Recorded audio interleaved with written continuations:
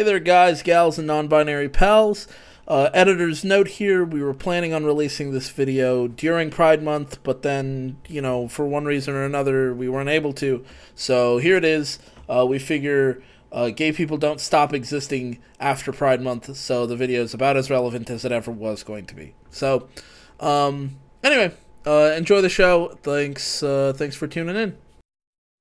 Cheryl's like, Betty, you're too fat to be a cheerleader. Veronica says, oh yeah, well I'd still French her. So like... And then they put it in all the trailers, and everybody got so hyped. They're like, oh my god, lesbians? Grab some popcorn and stick around. We've got some garbage to talk about. Hi, Karina. Hey, Zax. Well, we are closing out our month with some Riverdale. Everyone's favorite show. I think when people think of queer representation, the first show they think of is definitely Riverdale. Which I see both when people think of good queer representation, do they think of Riverdale? Well, I'm just gonna present my findings to you, and let's see what the verdict is. I want to give a special thanks to Kirby. You can see her in our Discord, and her Twitter will be in the description below. But she really helped. She was my spirit guide through Riverdale in preparation for this video, and one, it was fun to watch, but also she had a lot of background information that really helped a lot. So her Twitter's in the description, so you should follow her because she says good things. Also, she wanted to shout out this charity that she supports, Maine Transnet, which is basically, they work on, it's like a community outreach thing in Maine where they work to provide support to all the transgendered people of Maine that they can. So that's good, and you should look, and there'll be a link to that in the description as well, so you can check it out and see if there are ways you'd like to help them out. So, yay. Trans rights. Alright, so Riverdale. Let's start by first... No, you said it 3 times, now it's gonna show up. Ah! No! Archie, get away from me. Well, it's interesting you say that, because I was actually talking with Matt before we got in here, and, he hasn't watched, any of Riverdale, never read the comics, so that's basically, the best audience for Riverdale, I think. Yeah. Someone who's never watched it, doesn't know what it is, stays away from it. And has no interest in knowing what it is. Yeah, but I was saying, here's the main thing you need to understand for Riverdale is that everybody is sexually attracted to Archie at all times. And if you just... Including the teacher in the first season. Mm-hmm. But that wasn't a queer relationship, so put that in the predatory. Trash. Okay, so let's talk about the creator of the show. So, he is an openly gay playwright. So, already awesome. Great. It's I feel great. There's a butt coming. Well, no, but I want to explain some of the origin before, that led to Riverdale being what it is. I feel like maybe Riverdale, he wanted, my theory is, he wanted it to be a lot gayer than it is. But the CW was like... No gay rights here. Well, because there are gay people. It's just a really... Only the type... it's a really, Tumblr kid type of gay representation. Oh, boy. It all feeds into, Well, okay. I'm getting ahead of myself. Let's just stick with Roberto for right now.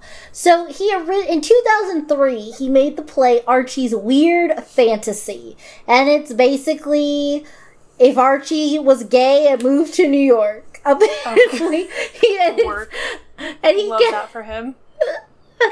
He he gets with a couple of boyfriends. And this is like a play, by the way. So, like, I'm really Like curious. an actual play. I guess he wrote it. But, okay, so he was going to get with, like, Jimmy Olsen of, like, the Superman comics in this, like, among many. So they were like, no, because Archie Comics was like, no to that. So he ended up changing it. So Archie's Weird Fantasy became Weird Comic Book Fantasy. Oh. Change Archie Andrews to Buddy Baxter. Betty Sounds Cooper. like Buster Baxter from Arthur. Yeah. And then here's like a little fun little note. Okay, so Veronica Lodge in the Weird Comic Book Fantasy, her name was Monica Posh. And in Riverdale, sometimes Veronica will use that as an alias. So that's kind of cute. Okay, that's kind of a fun detail. Just so you know. Is this when she's running her underground casino burlesque establishment when she's like 15? Yes. Okay. Well, I don't know. That's not actually. even the craziest part of the show. That's the thing. Yeah, no, actually, me and my journeys with Kirby, we have not gotten there yet. Yeah. Some other things. Roberta wrote the musicals American Psycho and Spider-Man Turn Off the Dark. And also the show Chilling Adventures with Sabrina on Netflix or the CW or one of them. I think it's Netflix. Somebody did it. Someone picked it up. Someone did it. Okay. But now, that's what all of that stuff, wanting Archie to be gay, not getting that, led into Riverdale. Okay. For better or worse. I don't know if I could necessarily say that this is a positive or a negative, but there are no trans characters in Riverdale, and I think that's probably honestly though with the way they handle a lot of things, I'm like, you know what? Maybe that's for the best. In some cases, maybe I don't think we need any more bad trans representation. Maybe I'm wrong there. I guess think that's fair, but like the fact that they were like, we're not even gonna attempt. I mean, I think that's honestly like, if you know what you're, sometimes, this is so weird to say, but I think sometimes it's okay to just stay in your own lane. And this is about a show where a bunch of hot actors make out a lot, among others, and sometimes there's a mystery. I love that Riverdale initially started off as a murder mystery, and now 7 seasons later, they have superpowers, all of them. I need to. I just rewatched season 1 all the way through, and like with Kirby, we watched a few different episodes here and there and everything. Season 1, I think, actually is pretty good. I think it works. It's like fun, it's spicy, and I think it does what it set out to do.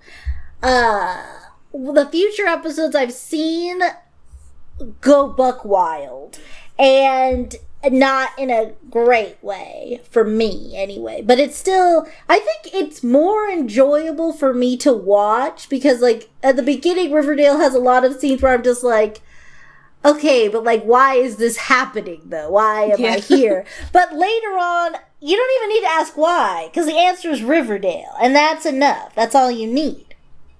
Okay. Well, I don't know, and then this is another thing. So, they do have drag performances. I don't think that really, like, that's not really that's about as close as there is to trans representation, I believe, in like how it's like talked about, but like no, they just threw drag in. I think maybe it was good that they didn't touch the issue of trans Yeah. characters. So They're we'll like, just- we're gonna leave this alone. Yeah, we'll just move on. Okay, but let's talk about Jughead. Okay, Do so we have to? one thing I will say, I like Jughead. Maybe I just like Cole Sprouse, but I like Jughead fine. I mean, it's the most solid. He seems pretty consistent, and Kirby, who's watched all the episodes, has confirmed that like Jughead does stay pretty consistent. However, in the comics, Jughead was asexual. Mhm. Just was. So like that's kind of unfortunate that because it's Riverdale and they're like, we can't really exploit Cole's hot bod if he's ace, so he just won't be. Like, I remember the Blue Hell site lost their minds when this was revealed. Everybody was up, and rightfully so. Ace, I love people just street racing outside. That's really great. I love the town I live in. So I think maybe shutting the window would have been a better idea. But anyways, yeah, people did not like that. They were like, this is Ace Eraser. We are sick and tired of this. It was like 2017 when this was going on. And it has not really improved. It's still kind of the same in media. Asexual people are just completely unrepresented. I think though, wow, that's not a word. Unrepresented. I will say though, while we're on the topic, and I think I've mentioned this maybe in the demisexuality video we did earlier, years ago, but what was it called? Oh right, yeah, Sex Education. They actually had a really good arc with an ace character. I don't know if you saw it, but like, to sum it up, basically she's going to this dumb little boy for sex advice, and he's like, oh well, maybe you're just not doing it right. Then she goes to that dumb little boy's mom and she gives actual advice, and it's like, that's fine, just sounds like you're asexual to me, you're not broken, that's normal, you're fine. And then she was like, oh my god, what a relief, okay, bye. And then that was it, and then she continued living her best ace life, I'm assuming. I don't remember, I didn't really keep up with the show after that, but anyway, It was nice that they did that. Yeah. They should have. Question. So Jughead, they want him to be as sexed up as anybody else. Kirby brought up a good point. That said, the show, if they had gone with him being ace, I personally feel they probably would have done a big coming out as ace episode where they ask all the questions, but it's like, okay, on one hand, I get that you're trying to educate your audience through this. But in reality, if someone's like, I'm this, and everyone just barrages them with questions, that's not a safe environment. That's not comfortable for anybody. So bad. It's okay, like, if you have questions, and, like, if you're comfortable with answering them and stuff, but, like, I could just picture with Riverdale, it'd be like a barrage. It'd be like a montage of the different questions you got asked over and over again. It would just not be good. Yeah. I'm glad they did. And then Kirby brought up there probably would have had people trying to de-ace him or something. So, I can fix him. Like, I don't think you're ace. I think you just haven't had sex with me yet. Yeah, I'm just like so good at it. Watch, and then it would have been gross. Yeah, they would have just went on a full porno, and the justification is because, but he's ace. So like we kind of need, so we need to know what happens in the bedroom because of that fact. Okay, but that's basically it. I feel like once again. I don't know, like, Riverdale isn't really the show that I'm looking for to be, like, this beacon of hope as far as representation goes. Yeah, so I guess we'll just leave it there, but that's what happened with Jughead. Next thing, this kind of goes for, Jughead and Archie as well, but mostly Betty and Veronica are performatively gay, but actually just gay for each other. And this isn't really like a shipping thing, it's more just like, I don't know what happened, what went wrong, but when the show first starts, honestly, even if Veronica was just bi and torn between a Betty and a hard place being Archie, that would have been interesting too, because when the show starts, she's like all about Betty. They do this audition where Cheryl is like, I'm the queen bee, and then Veronica just says, no, you're not, and then nobody cares what Cheryl says, and then, so, they're basically already in it, and then Veronica just makes out with Betty. And on one hand, why?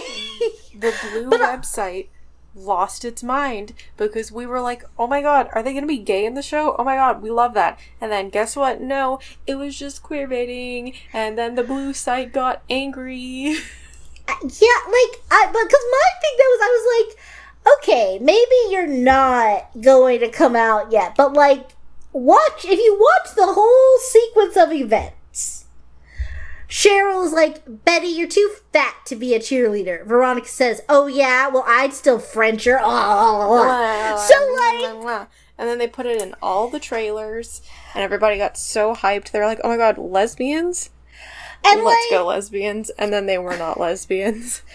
But on the other hand, maybe, but like, Veronica, this is a thing, like, I don't know, like, and this is, like, there are lots of compilations of this. I'm not just letting my little shipper head run free. Maybe I am a little. But, like, if you watch the show, it's so weird.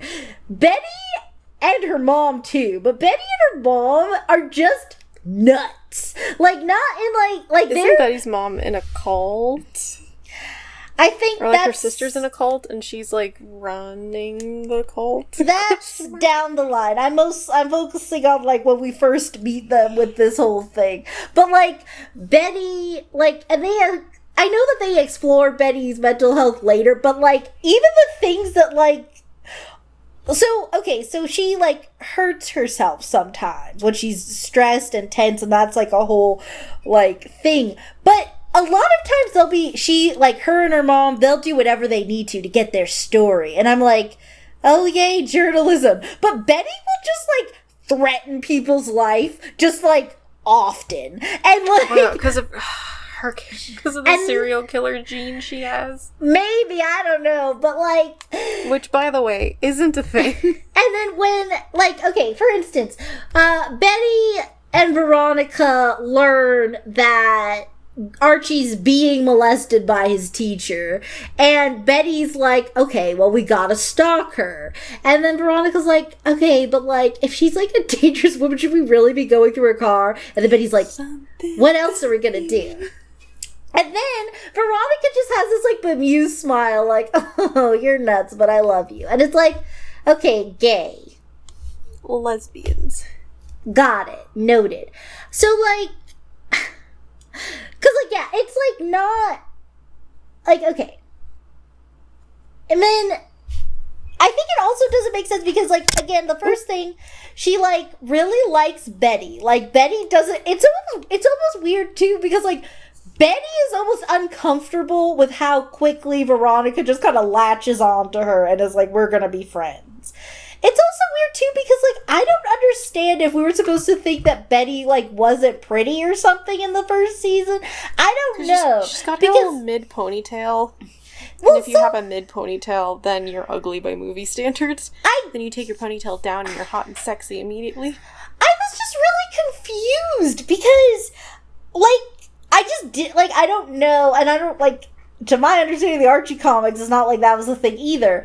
But, like, basically, they justify it. It's not that Veronica's sexually attracted to Betty, but rather it's that Veronica was the Cheryl of her old school, just better at it, and she would pick on Betty's, and so she's trying to, like, atone for her sins. And I'm like, I mean, I guess, but, like, what? I don't see you hanging out with Barb that much.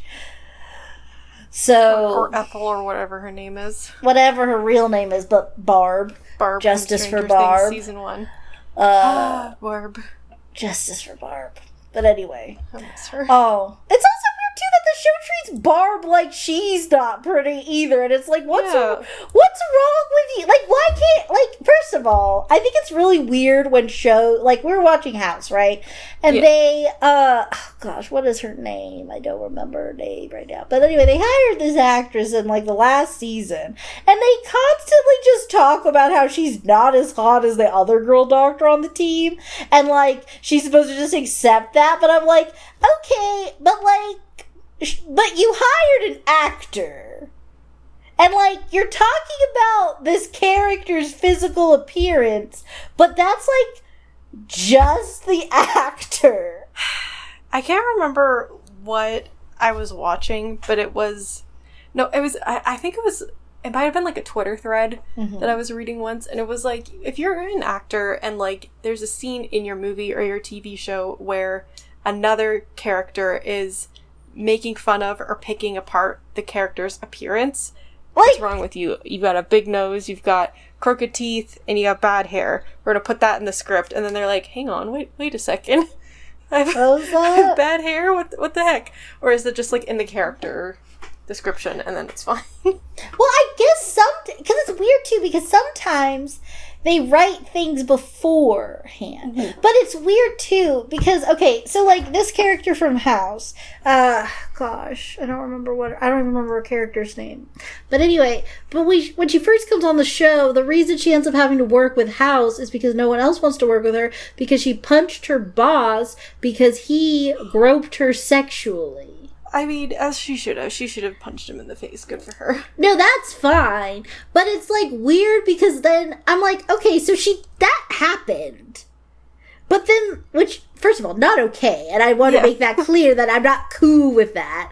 But that happened. But then the rest of the show, they act like she's not sexually viable or something. It's really strange. But I'm like, we were introduced to her because she's very sexually viable. What? It was very confusing to me, but whatever. House is just kind of a show that does not age well the longer you watch it. It's weird too because it's really strange because there are some episodes where House is just like based as ever, and then there are other episodes like that, like when weird stuff goes down, and like on one hand, like, I get that it was a different time or whatever, but like, okay, but why did you know that but not this? It's very strange. Okay. But that's, I didn't really say anything more about Betty and Veronica. But also, like, I was watching this one episode where Archie and Jughead, like, some shady stuff is going down, but Archie's not gonna let Jughead go through it alone. And, like, they're just talking in the car, and then he's just like, don't you wish it could just be, like, easier? Like, we get an apartment together in New York, and, like, Betty and Veronica could live somewhere else, but not with us. We just be in our own place, you and me, Jughead, together alone. And I'm like, wait, what? You want to live, you two together, and you'll have your girlfriends live over there. You don't care where they live. They'll be in town. You'll catch up with them. But you need Jughead in your home forever. And I was like, okay, things like that. But okay. The final thing, though, is like, I think I started to say this, but then I sidetracked myself. But, like, okay, so in the beginning, it's, like, this whole, like, Veronica, Archie, Betty love triangle. But, like, it's really forced because, honestly, I think if we had just moved it around where Veronica is interested in Betty romantically and Archie romantically, that would be a lot more interesting. First of all, we've seen, like, the Betty-Veronica wanting Archie thing. Like, that's been done. Yeah, that's the whole comics. Yeah, and, like, so I get, because also, like, they were pretty catty with each other in the comics, if I remember, and, like, that wasn't the case. They just wanted them to be sad about it, which, like, that's not fun at all. Like, do you remember in the comics, I think it was just specifically, like, the Betty and Veronica comics, they would have a couple of pages throughout of just, like, them in outfits. What I found out recently was, like, those outfits that they were drawn in were, like, submissions that fans would put in. Like, fans would design outfits for them, and then the artists would, like, draw the girls in the outfits. That's so cute. That's I love that.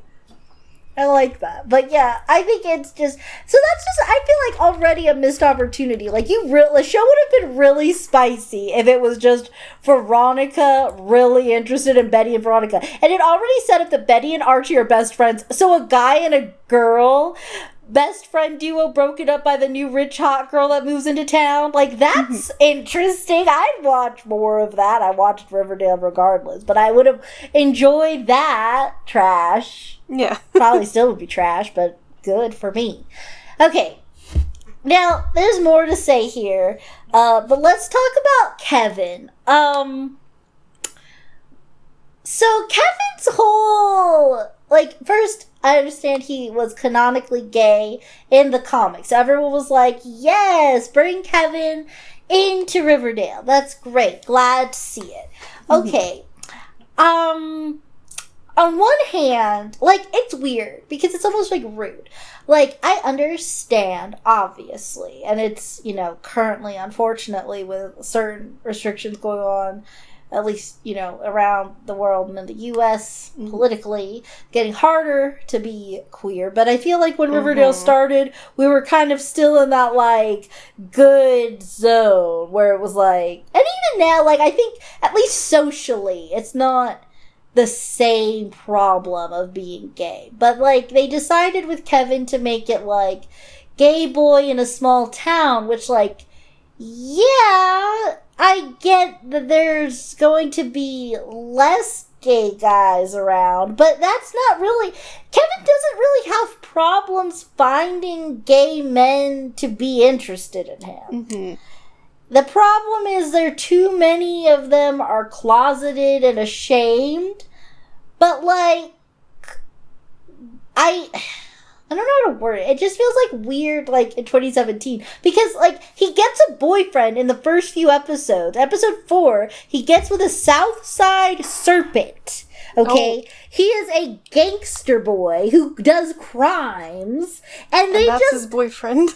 That's his boyfriend. And they just make out in public. So, like, I can understand why, like, criminal or whatever with a rep to protect would want to be on the down low, but he's just not.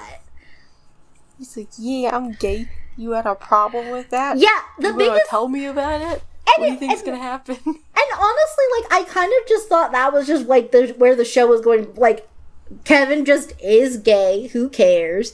And because, like, their thing was like that Kevin's the sheriff's son and he's a Southside Serpent, which I'm like, that would be a problem even if it was a straight couple. Like, that's just an issue to have, and that's going to be a roadblock. So that I thought that was interesting, and I thought they would just give him more problems like that. Okay, here's something else. Okay. So I just, like, that was the first boyfriend we saw him. Well, in the beginning, he was hooking up with this football guy, Moose, who he hooks up with, like, throughout the show. But Moose has a girlfriend. And I'm like, Kevin, why do you hook up with it? He has a girl. Nobody is mad about... That's something that's always so strange to me in this whole... And, like, not just Riverdale, but lots of times when this happens, it's like, oh, well, he's in the closet, so it's okay that he's cheating on his girlfriend because this is what his heart truly wants. But, like... Yeah, why is that our plot? No, Kevin, bad. And they make it like it's this, like, big... On one hand, they act like it's this big power move that he's like, you know what? Moose, I don't think you know what you want. And it's like, good for you, but, like, that was the case before. Like, I feel like, here's my thing. If you're in Kevin's shoes, you can hook up with Moose once. Like, he didn't know where he was, you gave into your feelings, cool. Now it's time for him to put up or shut up and break up with his girlfriend and come out. Yeah. Or... at least break up with her and you guys can be secret together. But you cannot keep girlfriend and hook up after one heated smooch. Yeah. That is all I give you permission for. Still not good, but I'll allow it. Begrudgingly. Anyway, so, okay. There's this one part where, like, okay, so this isn't really a gay thing, but, like, Betty's, like, got, like, a BDSM kink, sort of, if that's what we want to call it. I call it, lust for murder.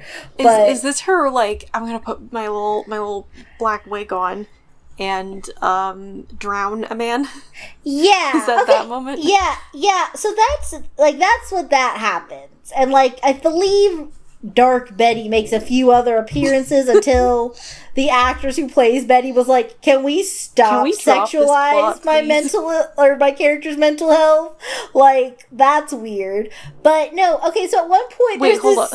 Were they trying to imply that that Dark Betty was like an alter of Betty? Basically, that like was she had dissociative identity disorder? Maybe not, like, she was disassociating in some sort of way. Like, maybe not full, like, maybe it wasn't necessarily explicitly a DID thing.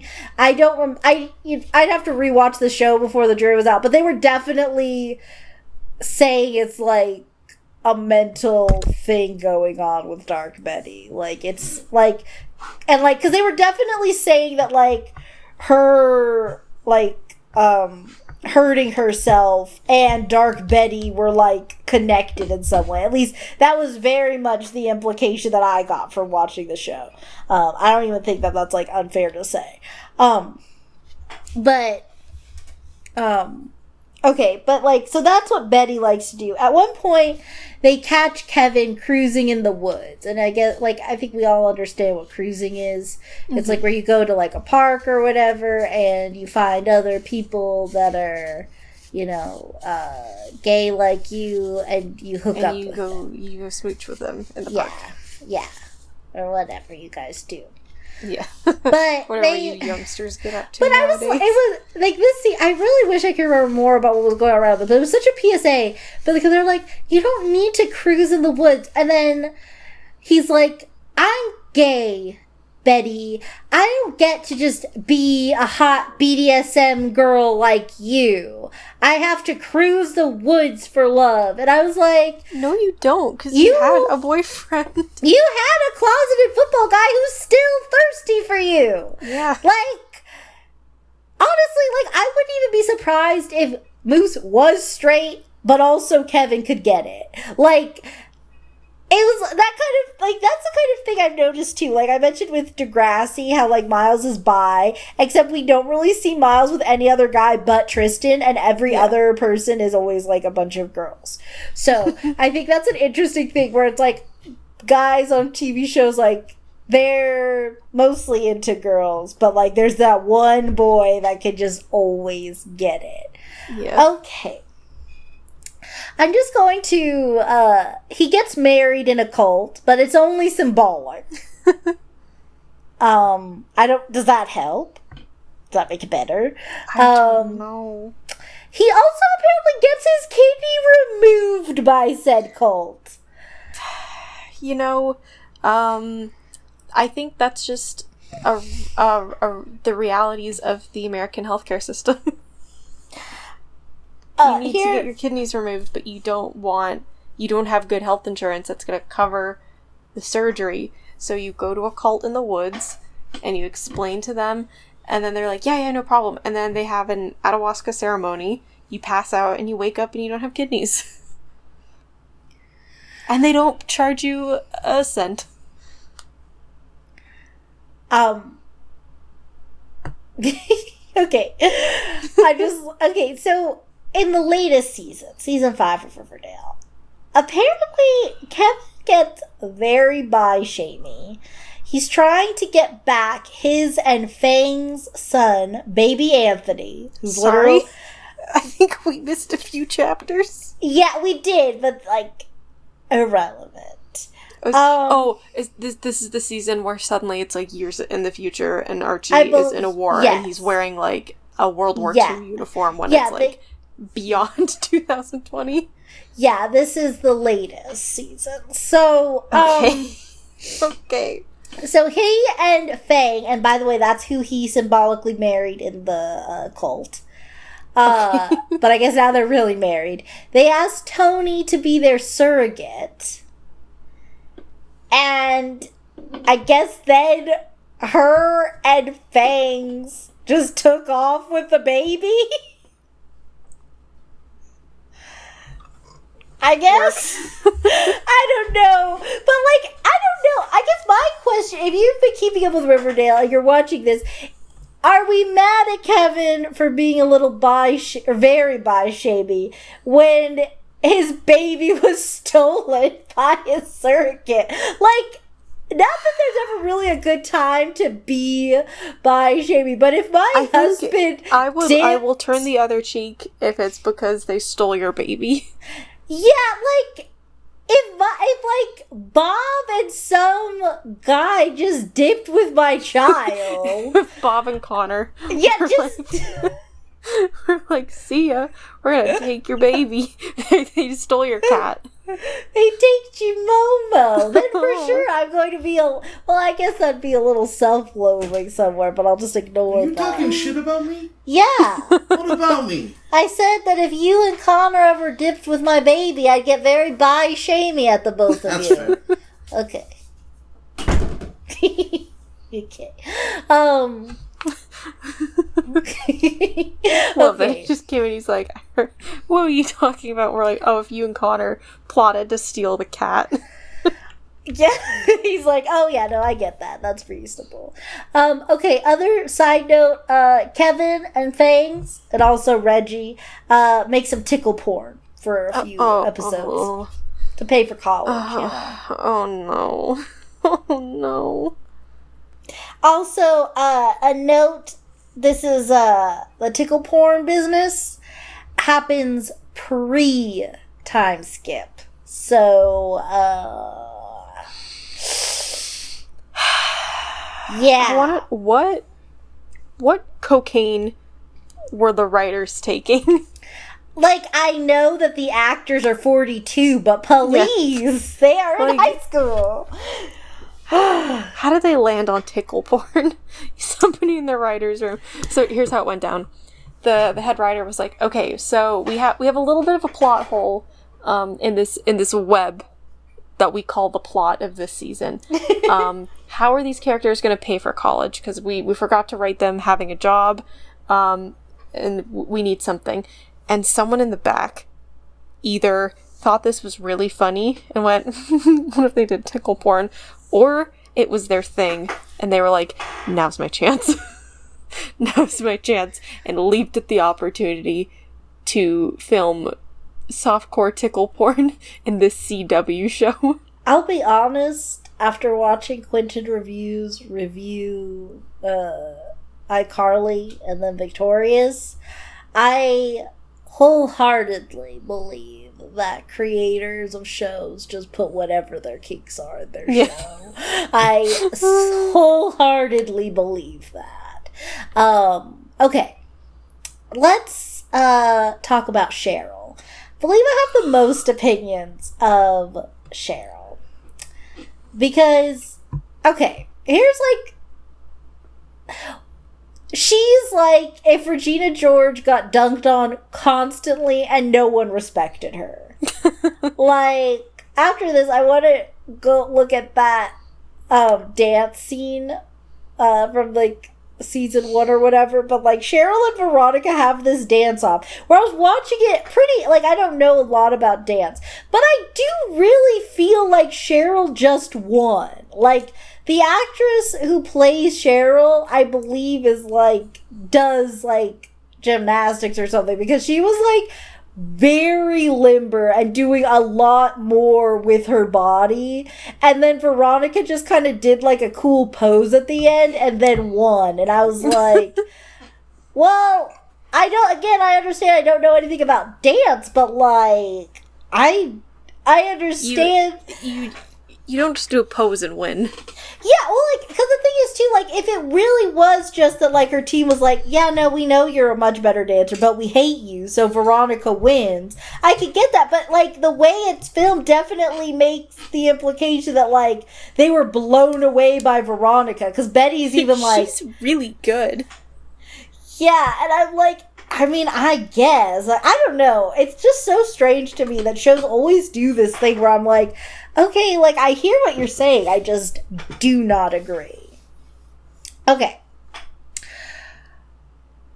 So, eventually, Cheryl will get with Tony, and, Shoni is the, ship name for them. It's very, The ship names. I think that's helpful in this case only because it's very unfortunate that it's spelled Choni.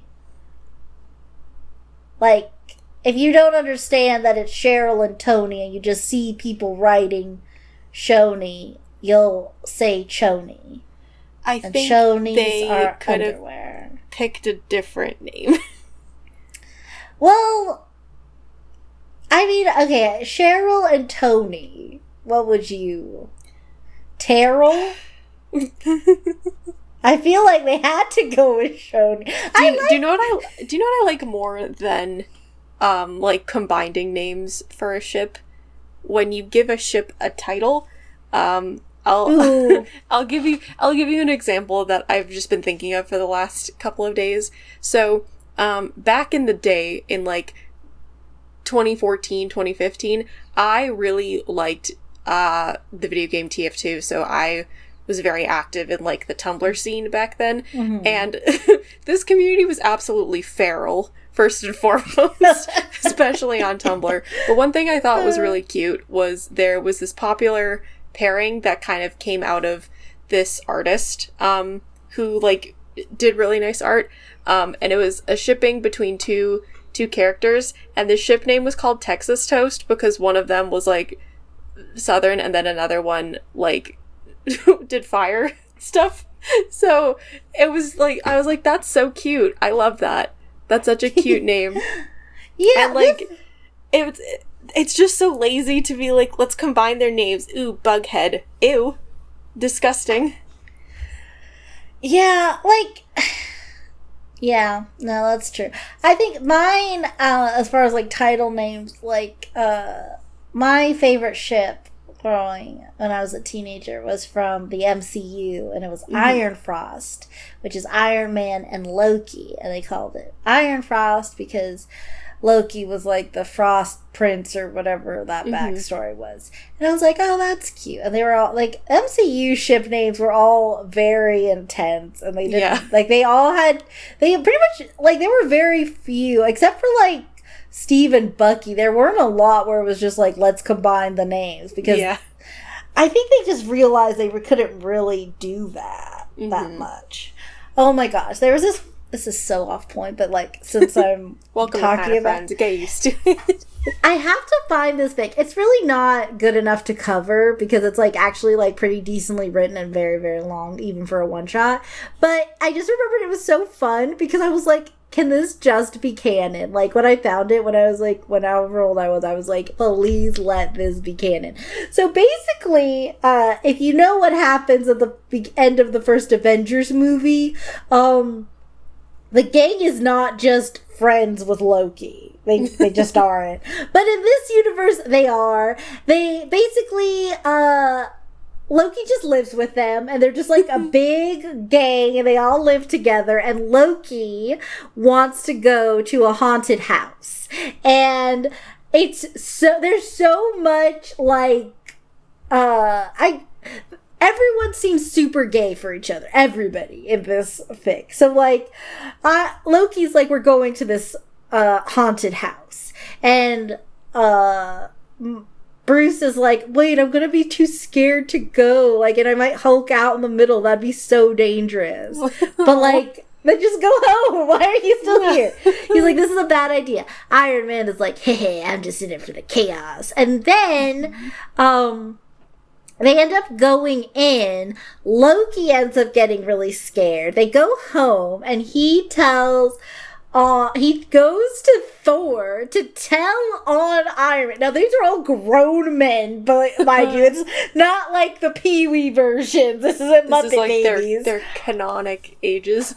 Yes, this is like So Tom Hiddleston walks up to Chris Hemsworth and is like, "Big brother, that mean Robert Downey Jr. scared me and was so awful." And then Thor's like about to just like beat the crap out of Robert Downey Jr. And everybody's like, "Oh, it's not boy." Iron Man, it is actual Robert Downey Jr.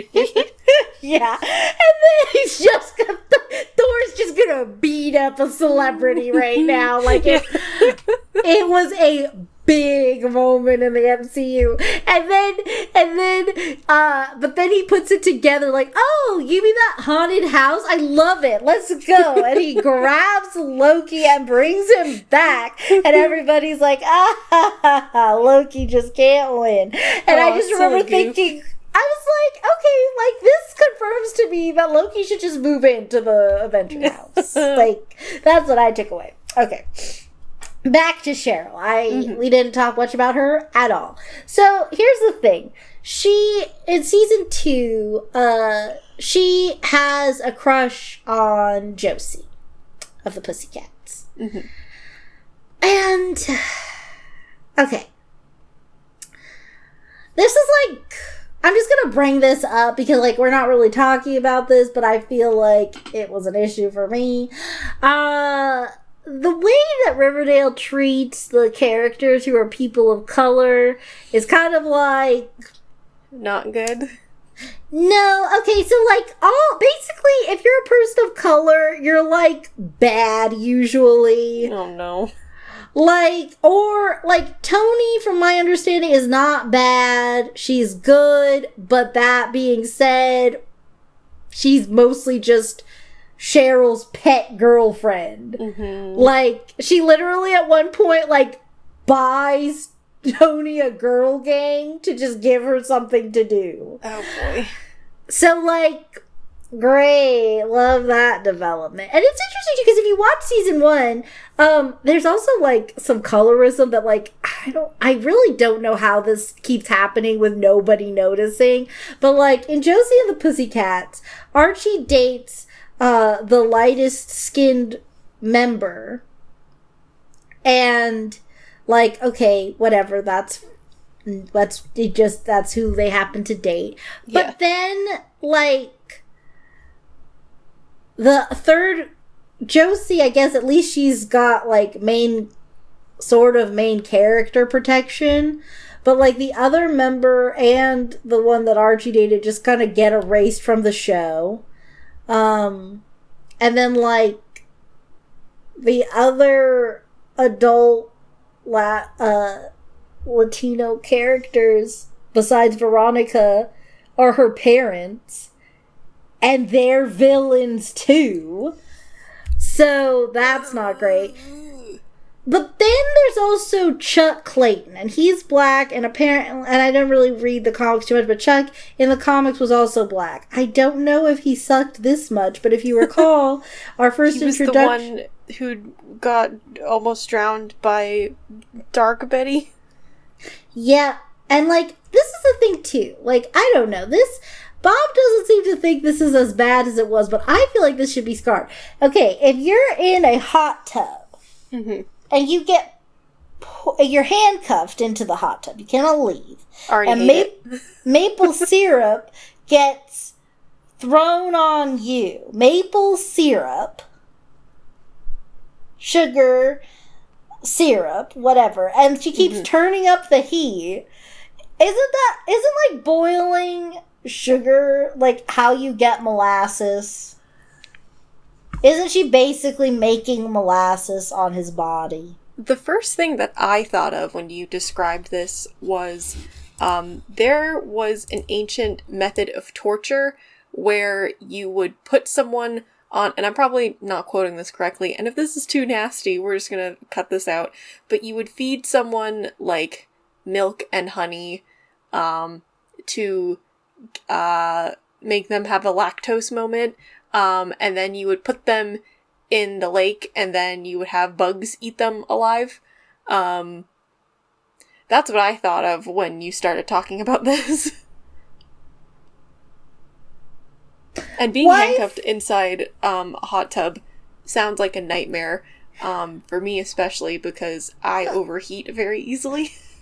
Well, So if I'm in a hot tub for more than 8 minutes at a time, I get very upset. well, the answer to our question comes as of 2021. The headline reads, "Wife who poured boiling syrup over husband is jailed for murder." You know, it's what she deserves. Yeah, no, that's all fine, but like Betty, Betty, that were could have you gone thinking? so wrong so You fast. could But have caught a anyway, case. okay. I just wanted to get that sided. Back to Cheryl. Okay, so Chuck Clayton, he gets that and then he leaves and basically he turns over a new leaf. He's trying to get with Josie and he's like, you know, I like you and like I know that like I have a reputation and I'm gonna have to work to earn anybody's respect, but I just want you to give me a chance. And she's like, and actually, I will say the actor who plays Chuck was like, I remember him from Unfabulous, but so maybe I just have a soft spot for Unfabulous. It was a very good show, I thought. I don't think they made, like, it was basically like a live action as told by Ginger, just in like the slice of lifeiness, but it got like, but because it was sometimes it got like a little, sometimes it got like kind of silly because like she like dreams and fantasizes things a lot, but like it was just like a very like it was to like at the time, like I was in elementary school and it was definitely what I thought being in middle school was gonna be like. And then when I was in middle school looking back on Unfabulous, I was like, yeah, this is basically my life. This is how it happened. That's my life.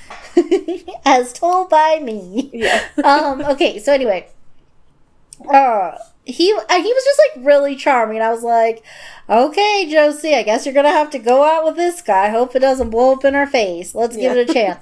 Okay, I guess if you know we're in this deep, I've spoiled lots of things, but just if you haven't watched Riverdale, I guess there's gonna be lots of spoilers in this video. Yeah, an hour into the video. Yeah, we're like years into the show. They have changed the plot at least 8 times. So if you're upset that we're going over this particular plot line, I'm sorry. So, okay. So they start going out. Cheryl has feelings for Josie. She convinces Josie that Chuck has been stalking and harassing her. Cheryl. The biggest, and like, okay, on one hand, like, Josie's really cute, I get it, but like, this is not how you get it, Cheryl. Yeah, Cheryl. Biggest oof is that she left a pig heart in Josie's locker. What the? Cheryl, you're making us all look bad. Yeah. So, here's the thing. Okay. So, and like, I'm just gonna like mostly like lean on Kirby's notes for this, but like, okay. So, unfortunately, 10 episodes from the pig heart episode, Cheryl's mom forces her into conversion therapy, which we talked about last year is bad. And, you know, they are pretty heart-wrenching scenes, but, like, conversion therapy, I think it's hard to make a not, like, you know. But I'm a like, cheerleader, found a way to make it fun. It was, yeah, I guess so. Like, but I mean, I think but that was also like a comedy, and like, I do not think Riverdale is trying to be a comedy. Yeah. So I don't, like. I kind of want to watch, but I'm a cheerleader now, just because I'm remembering it. It's probably still free on YouTube. Hopefully. Maybe we'll do a watch party. That could be fun. Oh yeah, that's how we'll close out the month. Just every year, we'll just watch. We just watch it and have a giggle. Okay, but so let me just So, Kirby writes that, like, it's nice that Cheryl gets to be saved from conversion therapy, obviously. Yeah. But what isn't nice is the fact that a certain layer is removed by the fact that every character involved in Cheryl's rescue is played by a straight performer, as far as, we know, leading into LGBTQ plus tropes. So, like, it's, I guess, like, they're just really... I'm the sassy gay boy. I'm the butch lesbian. I'm the confused bi character. Yeah. Love that for 2018, I'm gonna say. I love that. I love that so much. So progressive. Congratulations, you ended homophobia. Mm-hmm. But let's just move away from that. Yeah. Disgusting and disappointing. Let's not do this. Here are some lovely highlights for Cheryl. She ends up joining the same cult as Kevin, but she gets to keep her kidney. She gets her own cult from her mom, and Kevin helps her. That's nice. But everyone gets to keep their kidneys. The cult worships her twin brother, who died and was the subject of the murder mystery plot that the show was gonna be, right? Right. Okay. By the way, speaking of that corpse, she just had his body in a chair. I'm sorry, what? She just had it. Cheryl just has the body. And apparently this body is after she had already Viking funeraled him in season 4. Did we ever solve the murder mystery? Or did the show completely forget about it? I believe seasons 1 and 2 solve it twice, I believe. Because here's the thing. I was watching... Okay, this is big spoilers for season 1, I guess. But, like, okay, so in season 1, the person who murders Jason was his dad, who shot him for finding out that they were drug smugglers. The cops are closing in, and Dad, what is the term? Minecrafts. She means unalives. And I don't think that's how you say it, but that's what happens. He Minecrafts. And but I was watching a compilation video that was very clearly from, like, a later season because Tony was there. And the dad's just eating dinner with them. Okay. And I was like, how? You did a Minecraft. Okay, so the writers are just on crack. I do not know. Forgetting the show. After we do this, I'm going to go back trudging along, seeing what else we need to talk about on the show. But, like, for right now, I was just like, wait, what? Okay. So, another thing. She also is going to have pyrokinesis. Cute. So that's her power. Final things. One thing I will say, just, and this is from even, like, what I've seen and just from what Kirby told me, but, like, she goes back and forth so much with her character. Like, sometimes she redeems herself and then she'll go back, like, 20 steps. So it's like, ultimately, I think what it is the writers, Roberto, whoever else is involved in this, they just really like the actress who plays Cheryl, and I understand that because she is very talented. That is one thing I will say about Riverdale as a whole. Everyone who's involved, like, they use their budget so well that it almost makes me more upset. Like, they're not bad actors. They're amazing actors, honestly, and the way that they work with the material they've given is, like, pretty chef's kiss, but, like, it's just still, like, it doesn't change, like, what's happening, what these people are doing, and, like, what's been written. Okay. So, let's move on to Tony, since we talked about, Cheryl.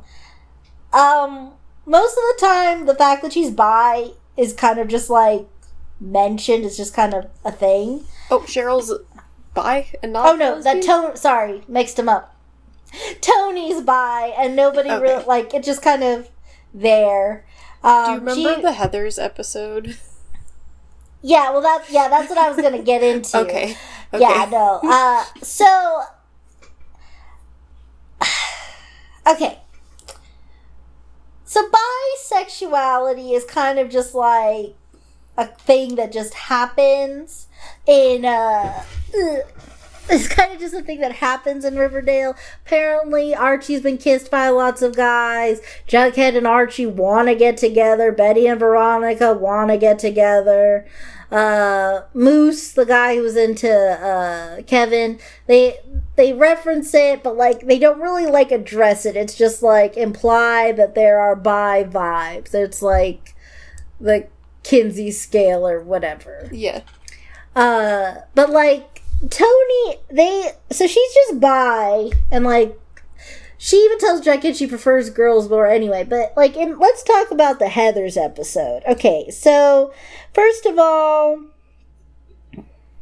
it's a very. Here's my biggest problem. And all of the fans of Heathers the musical hate it. Well, like, okay, as someone who really likes the musical by itself, it's just weird, like, okay.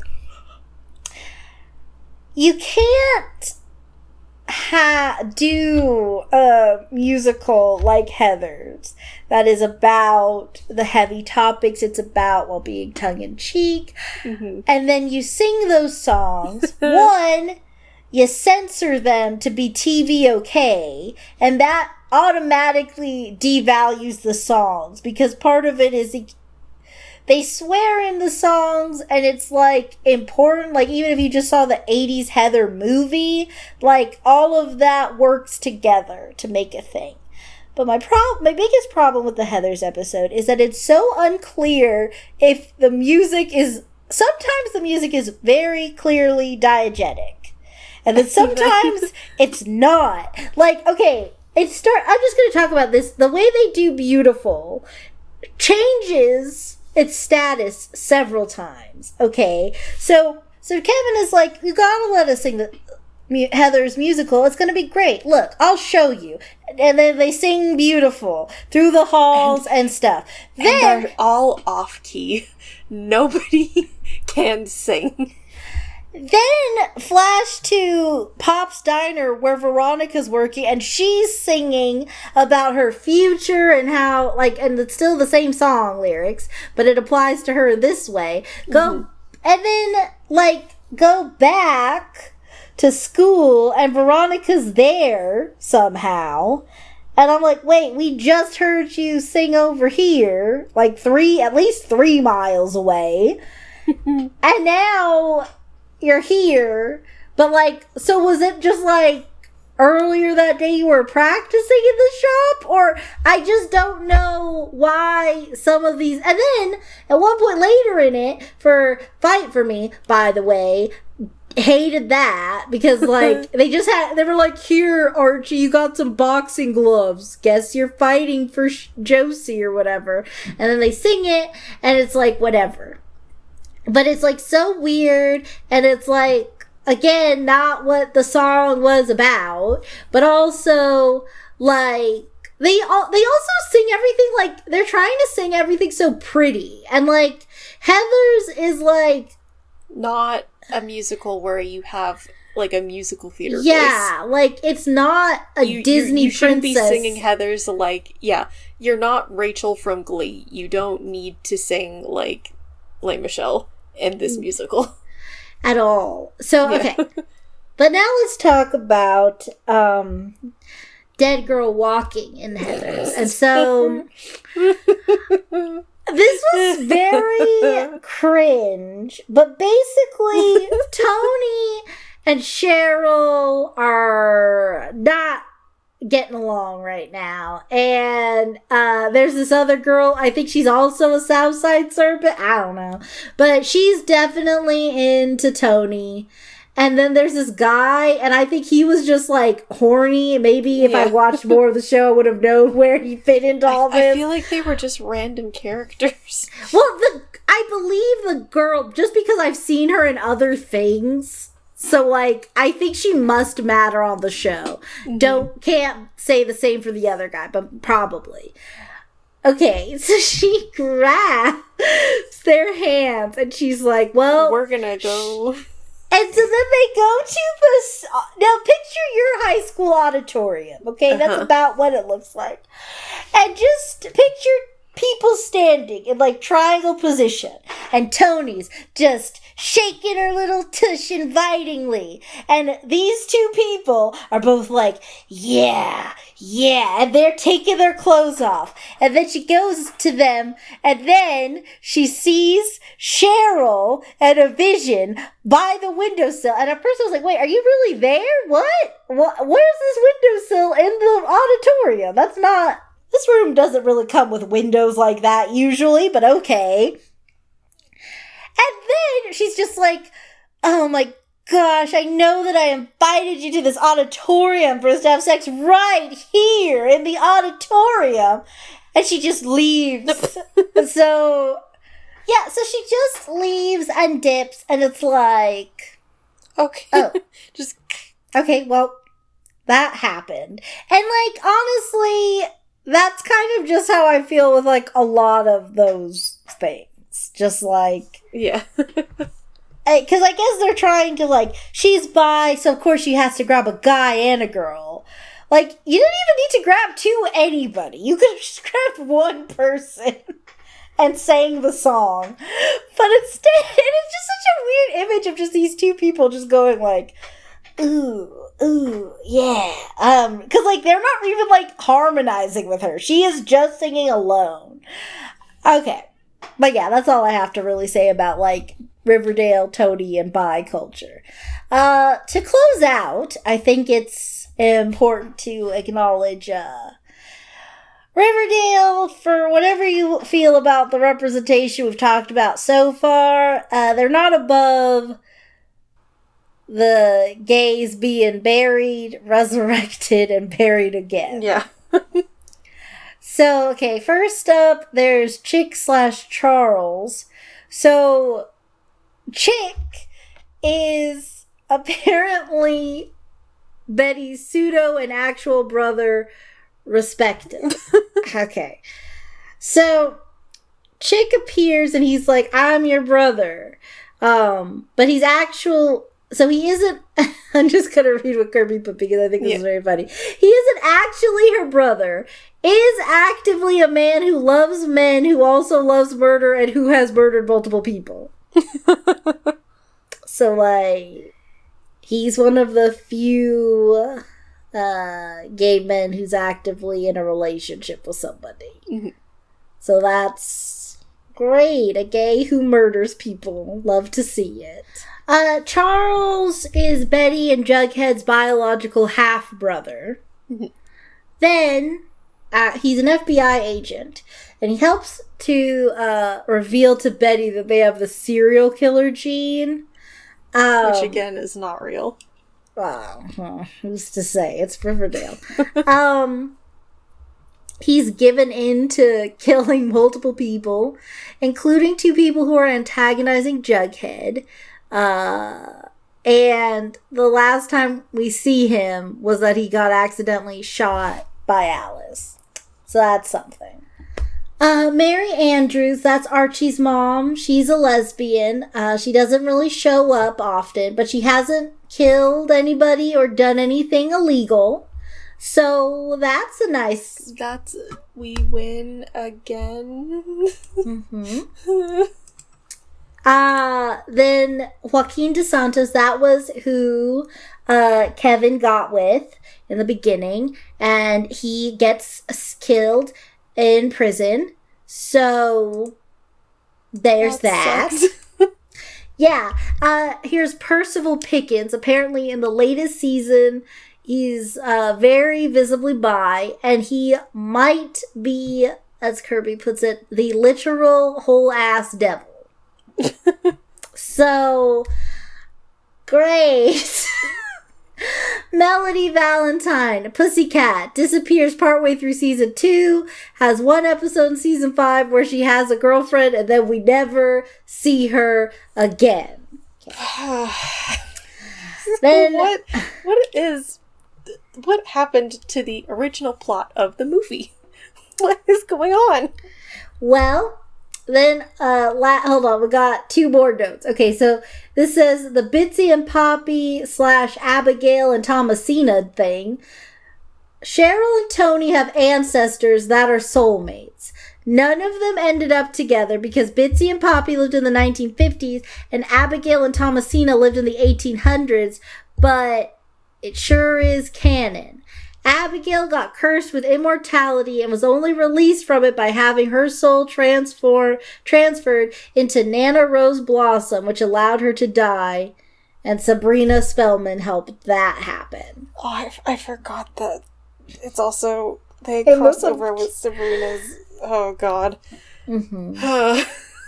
And then, Peaches and Cream, member of Tony's girl gang, that's her gang name?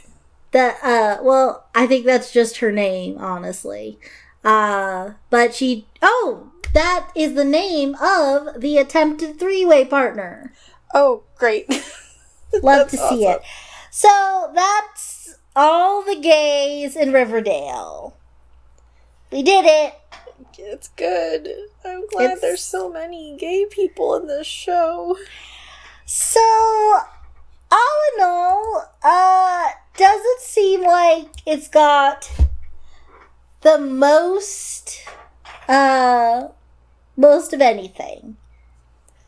But Riverdale, I don't know if I could say like Riverdale's trying, but it's definitely doing something.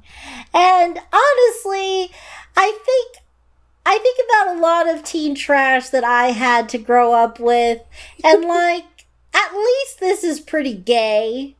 And like, I think it's pretty gay. And like, even though things don't work out for too many gay characters on Riverdale, it's probably still great to watch them kiss. So, that's that. Once again, thank you so much, Kirby, for helping me do this. We'll have to do more Riverdale watches because that was a lot of fun.